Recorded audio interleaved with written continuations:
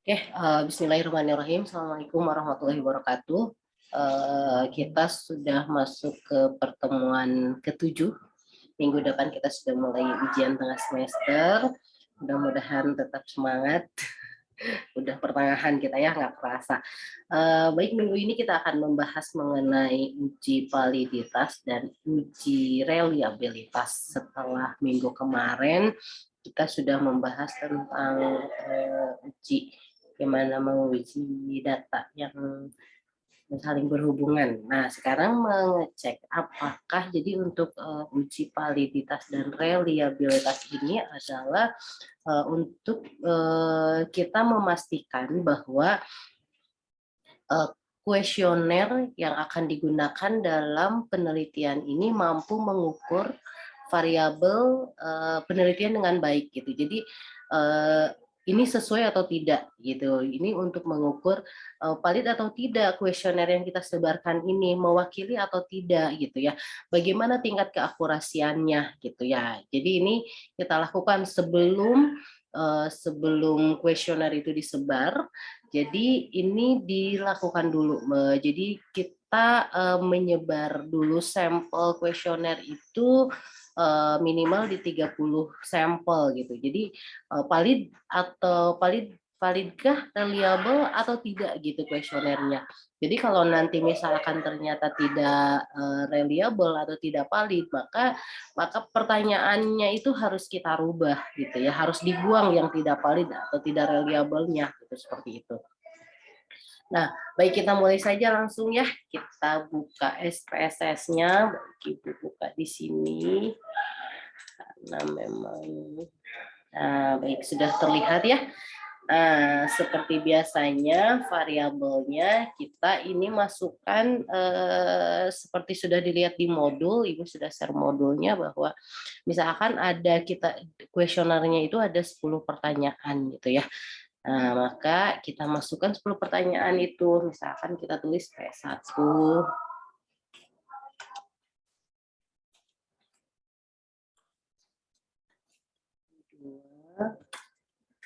B3, P4, P5, P6, P7, P8, P9, dan P10. Satu lagi adalah jumlah skornya. Nah, gitu di sini. Dan seperti biasa ya, udah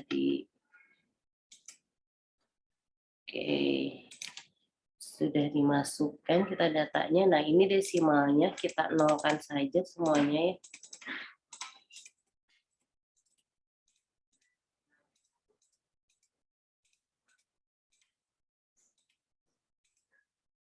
Tidak pakai desimal.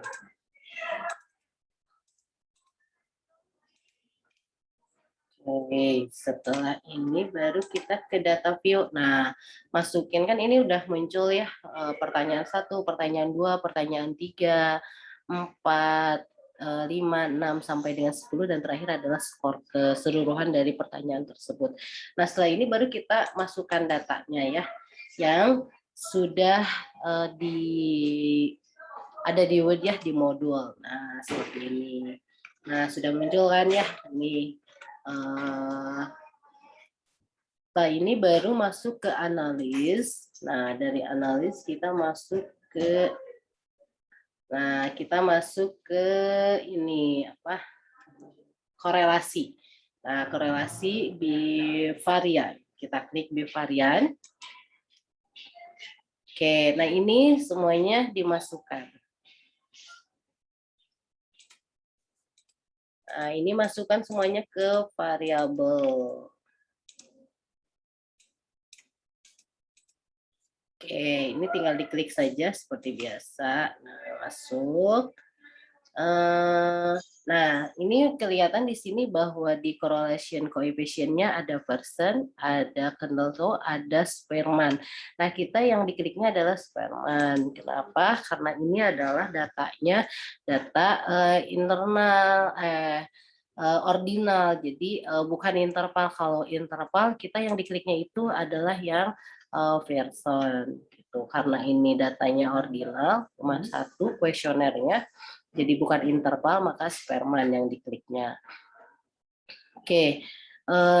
Satu lagi yang harus dilihat adalah di tes signifikannya. Nah, di sini ada two tile dan ada one tile. Nah, yang kita pilih adalah one tile karena kenapa? Ya, jadi misalkan kita itu sudah ada teori yang menyatakan bahwa ada teori yang menyatakan bahwa ini hasilnya ini adalah positif, berpengaruh, berhubungan gitu. Kalau memang sudah ada teori yang menyatakan itu, kita klik yang ini, yang one tiled. Nah, kalau belum, kalau ini adalah teori baru atau model baru yang ditawarkan, maka yang di test of signifikannya adalah yang two tiled. Seperti itu. Nah, setelah ini klik OK. Oke. Bentar.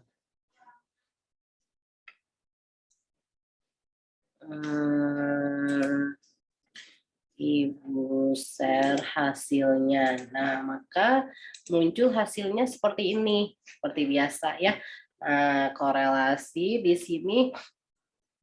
Nah, kalau di uji validitas ini dinyatakan bahwa apabila hasil korelasi koefisiennya lebih dari 0,6 maka ini dinyatakan valid. Nah, yang jajaran ini. Nah, ini kalau hasilnya lebih dari 0,6 maka datanya valid. Seperti itu.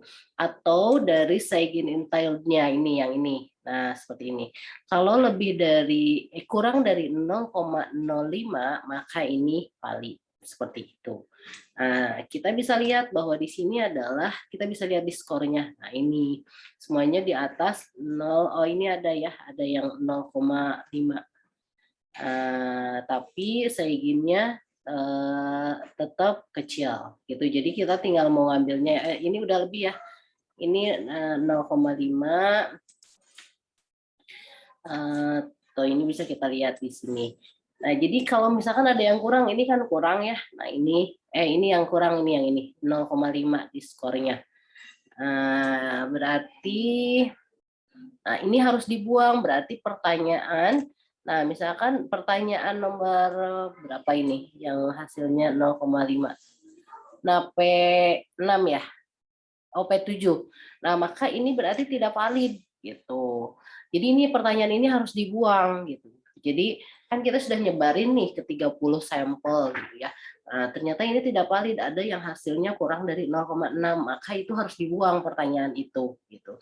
Nah, berarti pertanyaan tinggal 9 gitu. Jadi dan nanti setelah 9 ini dilakukan lagi uji validitas, uji reliabilitas gitu untuk mengecek kevalidan dari pertanyaan-pertanyaan tersebut gitu, dari kuesioner tersebut. Oke, ini kita baru di sini adalah untuk cek validitas. Oke, nah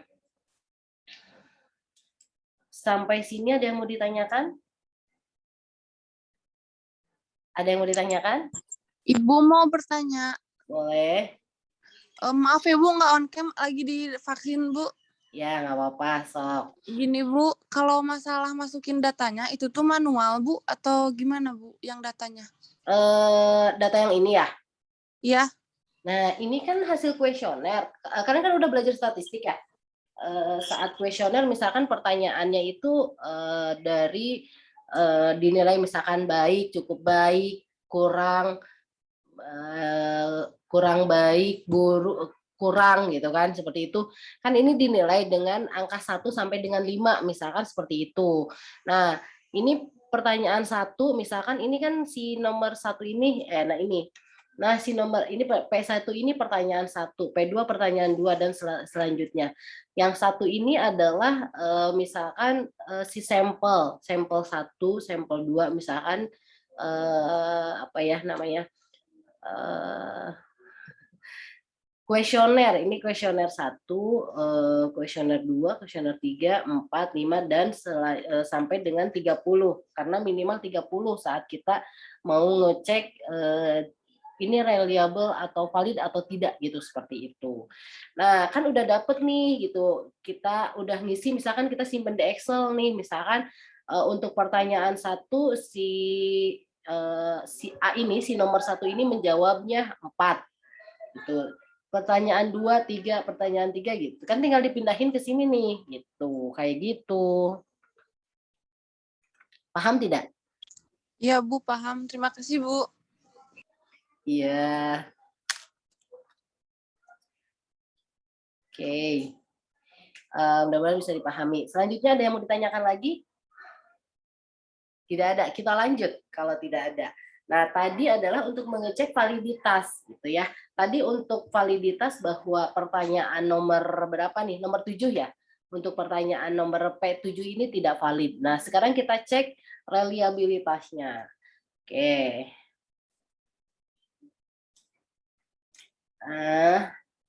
Klik analis. Nanti ada skala. Ada skala, klik reliability analysisnya. Nah, ini kita masukin juga semua.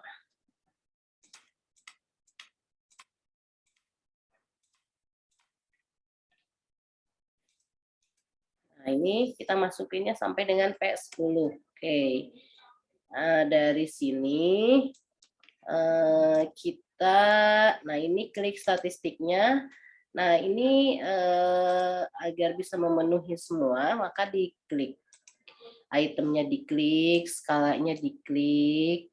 Nah, ini skala item delete-nya, korelasinya, dan coverage-nya.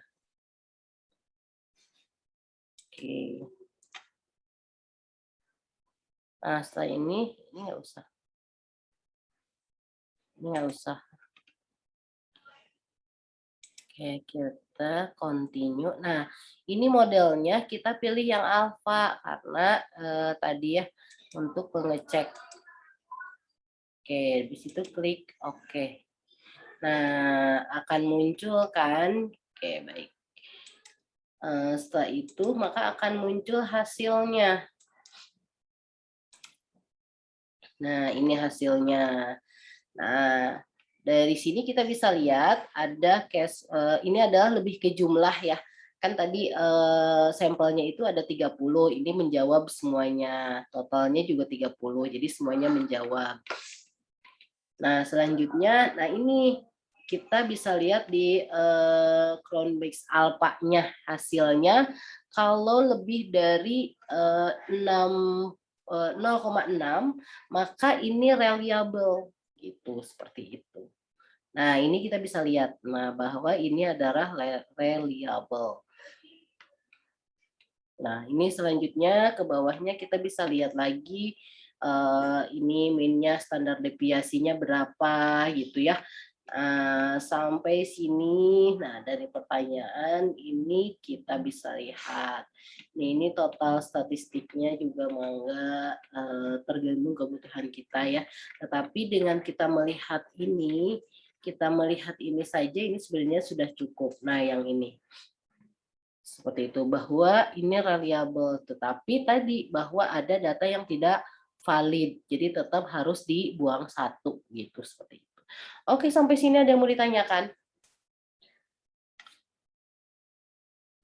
Ada yang mau ditanyakan?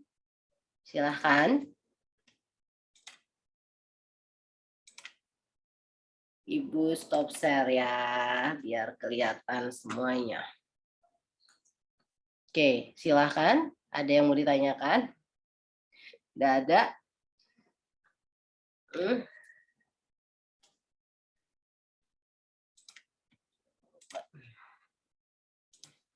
Tidak ada? Ada yang mau ditanyakan nggak? Tidak ada. Ini tidak ada yang mau ditanyakan.